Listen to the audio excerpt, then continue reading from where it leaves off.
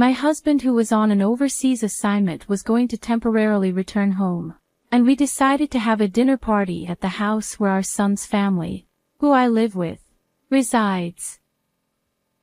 We were having a pleasant conversation in a friendly atmosphere when our grandson, Daniel, suddenly changed the situation with a single remark. Today isn't Grandma's punishment day, so you can eat, right?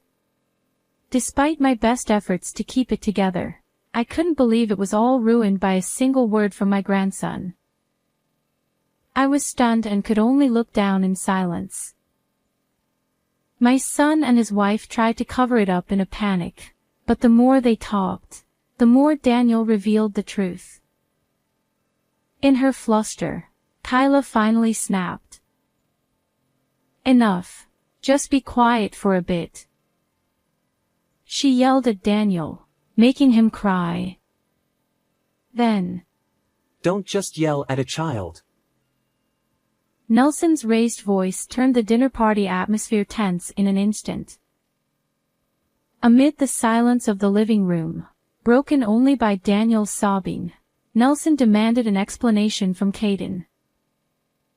All the while, I was hugging Daniel, comforting him. In my arms, Daniel said, "I'm sorry, Grandma. Will you get scolded again because of me?" He was worried for me. What should I do now? I could only stay silent, holding Daniel tightly. I am Elizabeth Pratt, a housewife in my 60s. Nelson and I fell in love while working at the same company, so it was really tough until we decided to get married and I quit my job. In those days, without phones, it wasn't easy to exchange contact information, and there was a general attitude of keeping workplace romances secret. So, until we got engaged, I was always on edge, worried that my boss might find out. Even after our engagement, we struggled with seating arrangements and speeches for the wedding, to the point where I didn't know who the wedding was for anymore. Moreover, any slip-up could lead to Nelson, who stayed with the company, being subject to snide remarks later, so we couldn't afford to relax. However, thanks to those struggles, we are now bound by a strong bond. I realized this especially when Nelson's overseas assignment was decided, leading to us living apart. 3 months before his departure. "I think I can come back within 3 years, but I'm worried. Why don't you come with me?" I appreciate the thought, but at my age, moving overseas is too much. Unlike you, I can only speak English. Nelson was always worried about leaving me alone in America. Besides, if anything happens, Caden and his family are here, and we can always talk on the phone, so don't worry too much. Yeah, you're right. Caden is our only son. 14 years ago, when Caden started university, he moved out to live on his own. After graduation, he met Kyla in the cafeteria at his workplace, and they got married 7 years ago. 2 years after their marriage, our grandson Daniel was born. Caden, who rarely came home when he was single, started visiting regularly after Daniel was born. Both Nelson and I always look forward to seeing Caden's family. But beyond that, our time as a couple was very peaceful and enjoyable. Especially, Nelson planning trips for us during his long holidays made me happy. I've been busy with work and left everything at home to you. From now on, let's spend more time together as a couple. He would always take me to the places I wanted to go. For us, this was the first time Nelson had to live alone for work. Moreover, since it was overseas, returning home wouldn't be easy. It was understandable that Nelson was worried. However, if anything happened, Caden's family, living just 15 minutes away from the nearest bus stop, could help.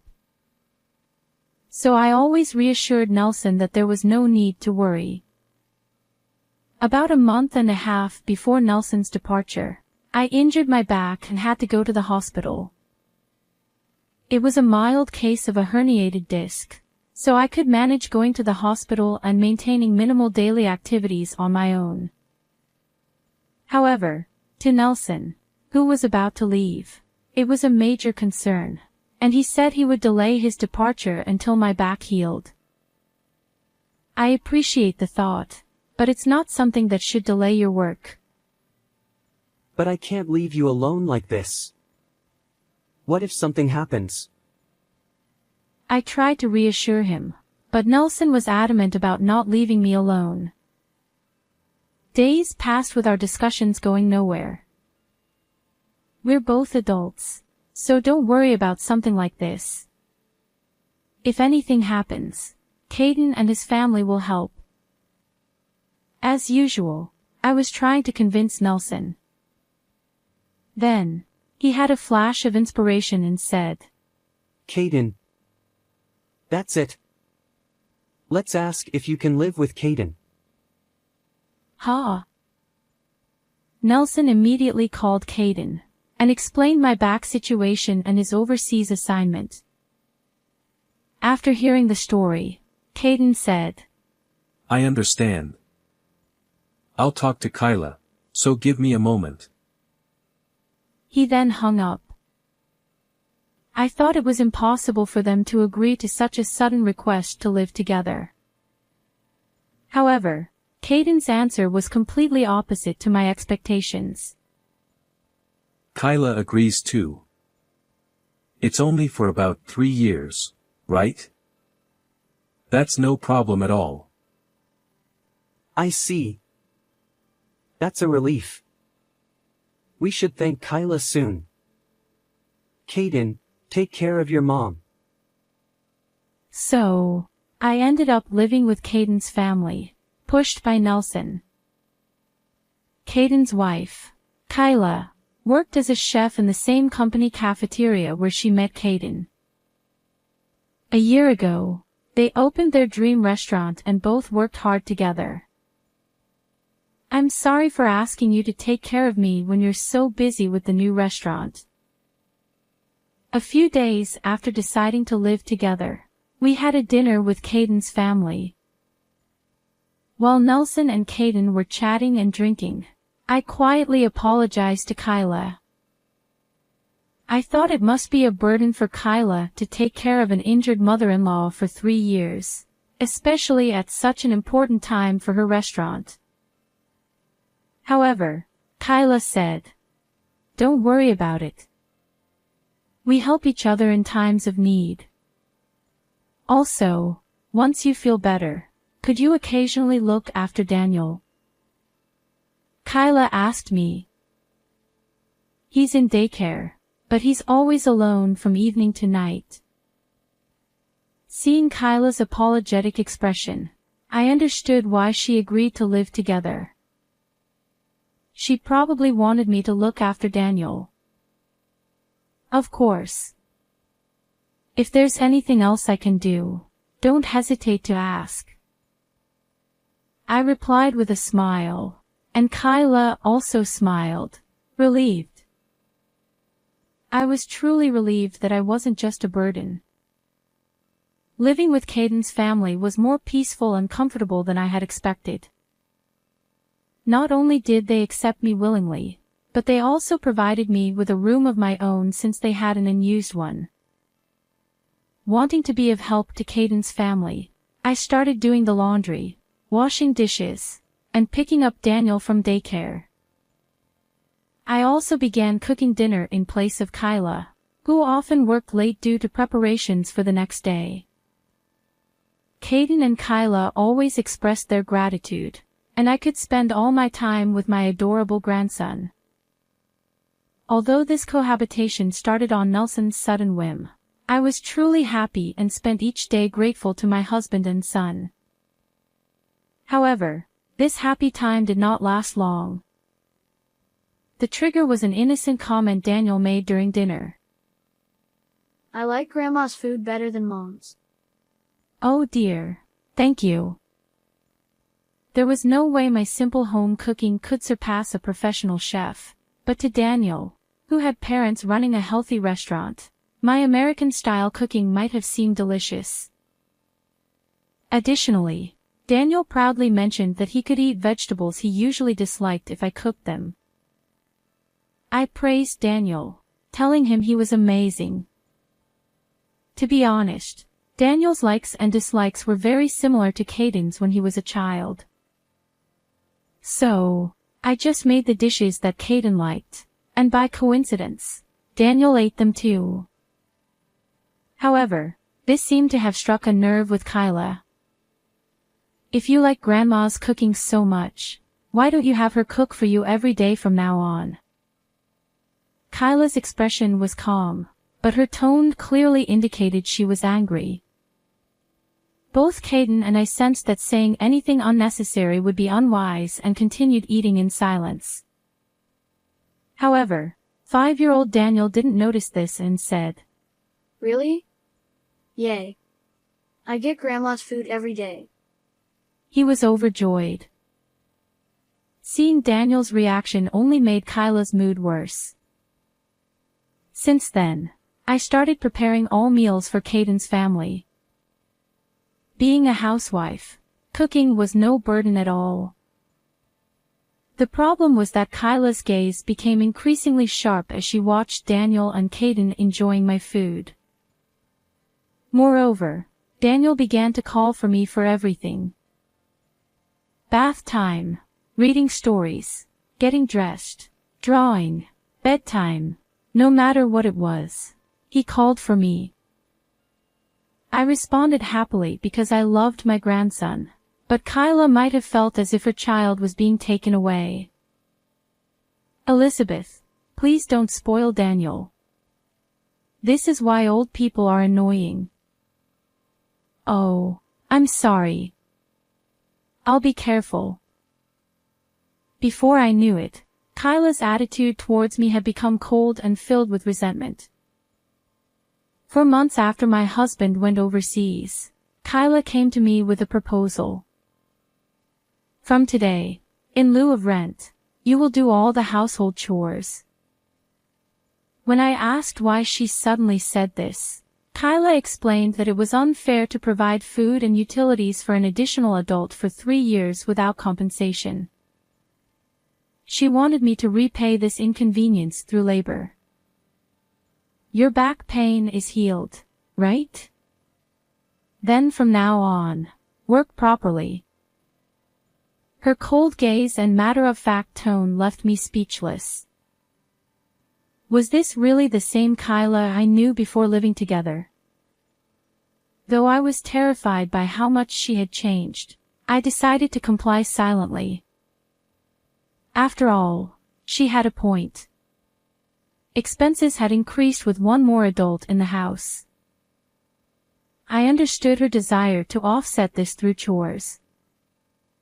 I resolved to be more considerate of Kyla and reduce her burden. By doing so, I hoped she would calm down and things would return to how they were. At that time, I genuinely believed that with effort, we could restore our good relationship. However, this hope was soon shattered. When I folded the laundry, I was scolded for doing it poorly. When I washed the dishes, I was berated for doing it badly. When Daniel showed affection towards me, I was accused of bribing him with food to win his favor. No matter how hard I tried to be considerate, it only seemed to provoke Kyla more. Still, I continued to handle household chores for the sake of my son and his family. The only solace I found was that Daniel and Caden enjoyed my cooking and finished their meals.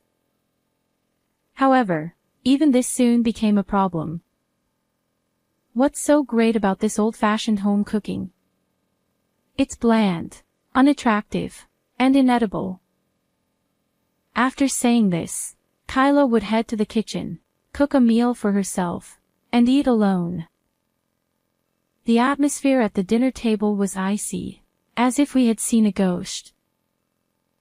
I was too scared to move, fearing what harsh words Kyla would say next. Daniel, sensing the tension, lost his appetite and left his meal unfinished. When dinner ended and I stood up to clear the dishes, Kyla called out in a cold, low voice. "Elizabeth, sit down for a moment." Dreading the reprimand, I sat back down and cautiously looked at Kyla's face, which was more hostile than ever. "I'm a professional. When I cook, it incurs a cost. Do you understand?" "Yes, I understand." I forced out a response. "Since you made me cook outside of work, you need to be punished." The word punished sent a chill down my spine. What more could she do when I was already feeling so broken? With my fingers growing cold and clammy with sweat, I waited for her words. Kyla twisted her mouth into a sneer and said, "No food for you tomorrow," before leaving the living room. I was momentarily stunned by the lack of insults or verbal abuse. Is this really all? I had never experienced such a light punishment, which made it all the more frightening. The next day, when I actually went without food, I quickly understood the severity of this punishment. Even when I felt faint with hunger, I wasn't allowed to rest from household chores. Moreover, I still had to prepare meals for Caden's family, my stomach constantly rumbling. Running errands became a battle against fainting from hunger. I began to think that enduring her insults at home was far better than this. Such punishment occurred 3 times a week. Caden, who could have been my only ally, was too busy appeasing Kyla to be of any help. In fact, he had recently started joining Kyla in berating and exploiting me. The only consolation I had was my grandson Daniel, but even that was restricted since Kyla would scold him if she saw him being kind to me. I had to limit my interactions with Daniel to the bare minimum. The room that was meant for me had turned into a storage space, leaving no place to stretch out and sleep. I had become less than a burden. I often thought of returning to my home to escape this treatment. But the thought of my husband worrying about me overseas kept me from acting on it. At most, it would be 3 years. If I could endure, everything would be fine. Living in constant fear of Kyla's anger, I continued my hollow existence. A little over a year after my husband went overseas, one day he called. "Hi, Caden. It's sudden, but I'll be back next week for a short visit. How about we all go out for dinner?"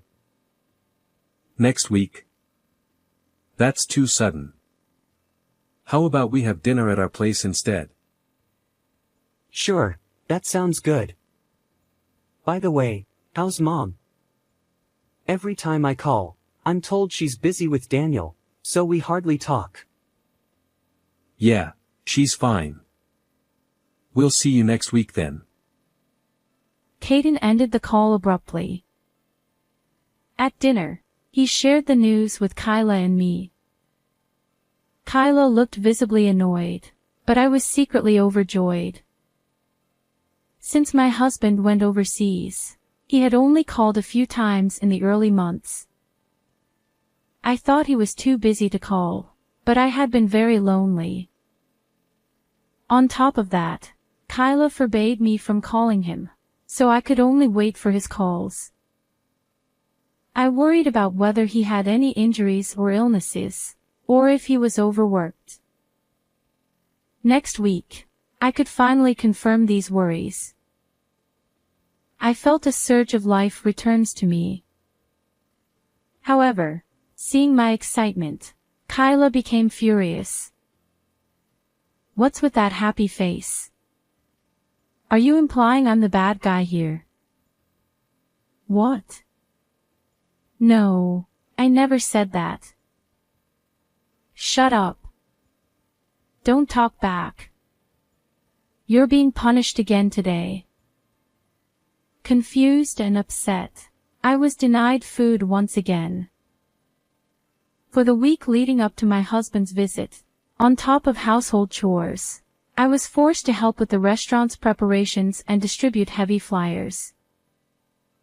Don't come back until you've handed out all the flyers. She would kick me out of the house. The treatment was harsher than ever, and I was on the verge of collapse daily. What had I done to anger her so much? Too tired and hungry to figure it out, I spent each day even more careful around Kyla. Finally, the day of the meal with my husband arrived. I prepared his favorite dishes and waited for him at the entrance. Elizabeth. I missed you. You've lost weight and look pale. That's not true. You look exhausted too. His sharp observation made me nervous. The past week had been so punishing that I was truly on the brink of collapse. But I tried to hide my poor condition so as not to worry him. Still, my husband's concern deepened as he continued questioning. I've been calling regularly, but you never answer. Has something happened here? What? Regularly? Since when? Since I went overseas, I've called twice a month. I was always told you were busy with Daniel. I had no idea he had been calling so frequently. As I stood there in shock, Caden and Kyla emerged from the house. They greeted my husband with smiles and led him to the living room. Daniel, waiting there, excitedly ran to my husband, who was delighted to see his grandson after more than a year. This heartwarming scene made me momentarily forget our conversation at the entrance. Soon, Kyla announced the start of the meal. As everyone took their seats around the table, enjoying the cheerful atmosphere, I found myself standing alone a little distance away, out of habit. Noticing this, Kyra called out to me in a flustered tone. Elizabeth, what are you doing? Please sit down quickly. Startled, I hurried to sit down. My husband watched this scene with a curious expression. If I make another mistake, I might suffer more severe punishment later. With that thought in mind, I decided to focus on assisting my husband by serving food and drinks. Thanks to this, the meal continued peacefully without any further incidents.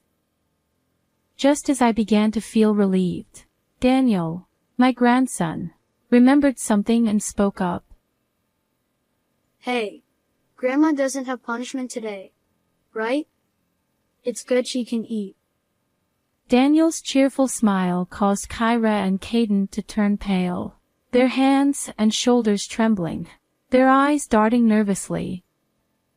Anyone could see something was wrong, but they forced smiles and desperately tried to cover up Daniel's words. The more they talked, the more Daniel, oblivious to the situation, kept speaking the truth. Panicking, Kyra finally snapped. Just be quiet for a bit.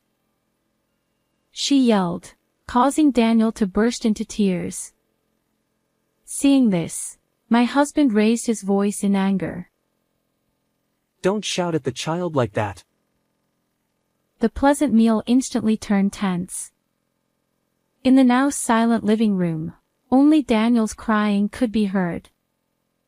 My husband, with a voice lower and heavier than I had ever heard, demanded an explanation from Caden. I spoke to Elizabeth earlier, and she said she didn't know about the bi-monthly calls. What's going on? Well, that is. I mean. Facing his father's stern demeanor for the first time, Caden was visibly shaken. My husband's persistent questioning led Caden to confess everything about their treatment of me. Throughout this, I held and comforted Daniel. Despite fearing more scolding from Kyra later, I couldn't leave my sobbing grandson. Sorry, Grandma. Will you get scolded because of me? I gently stroked Daniel's head. Don't worry. Daniel, you did nothing wrong. I reassured him as best as I could. After about 10 minutes of questioning, my husband, overwhelmed with disappointment, buried his head in his hands. Discovering that his son and daughter-in-law had been mistreating his wife was hard to believe. Adding to his distress was the fact that he had proposed the cohabitation and had supported the restaurant's opening. The shock was immense. I trusted you both, which is why I supported Elizabeth living with you and helped with the restaurant funds. What were you thinking? After pondering for a while, my husband suggested ending the cohabitation. He also demanded the immediate return of all the living expenses he had sent during this period. Hearing this, I was shocked. What? Wait a minute. What living expenses? You didn't know about that either. Seeing me shake my head, my husband looked even more dejected and glared at Caden and Kyra. According to him, when the cohabitation was arranged, it was agreed that he would send $300 monthly for my living expenses. Caden was supposed to inform me about this arrangement later. But I had never heard anything about the remittance. Instead, I had been told to work to cover living costs and had been treated like a servant. Upon learning this, my husband, in a steady and grave voice, demanded Caden return all the money. All of it. The restaurant funds and the living expenses. Return everything. Hearing this, Caden and Kyra turned pale and began apologizing, even bowing down to my husband. Kyra explained that despite 2 years since opening, the restaurant had been struggling, which fueled their resentment toward me for living comfortably with Daniel. Caden admitted to keeping the remittance for themselves and preventing my husband's calls to hide their actions. Although they apologized and promised to change, my husband's anger did not abate. He took me back to my family home and, during his short stay, retrieved all the money he had given Caden and Kyra. Before his departure, he arranged for me to stay at a business hotel, ensuring my safety until he could return from overseas. I'll arrange to come back to the US soon. The hotel staff will keep you safe until then. Though I felt staying at home was enough, I agreed, not wanting to worry him further. Hotel life proved to be comfortable, and my health and spirits improved remarkably. In less than a month, my husband returned. The hotel bill was staggering, but he was relieved to see me looking healthier. I felt profoundly grateful to have such a caring husband. Back home, Caden and Kyra frequently visited, pleading for more financial support. However, the trust once broken could not be restored. Their restaurant, struggling even more, eventually closed within 2.5 years. Their dreams shattered, and their marriage fell apart. Kyra left, taking only her belongings, leaving Caden with their son, Daniel. Caden, now burdened with debt and child-rearing, turned his life around, finding a new job and working hard. To support him, I began caring for Daniel again. Though we provided no financial help, I took care of Daniel when Caden worked late. Daniel, soon to be a primary school student, proudly showed off his new backpack. Look at this backpack. It's so cool with this gold part. Thank you, Grandpa and Grandma. Watching Daniel, full of pride, always brought me joy. My husband and I look forward to supporting Daniel and hope Caden finds a kind and compassionate partner. How did you like this story? Please subscribe to our channel. See you in the next video.